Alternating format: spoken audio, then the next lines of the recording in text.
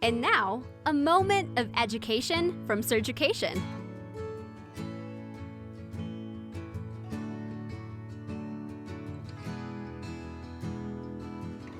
If the child is very young, then very little preparation is necessary.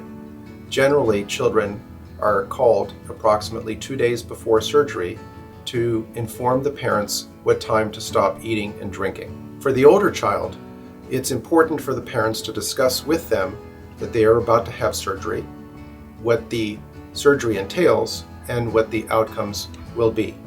For most older children undergoing undescended testis surgery, recovery is very brief and very easy and requires only attention to the fact that they should not exert themselves, play sports, or be rough with other children.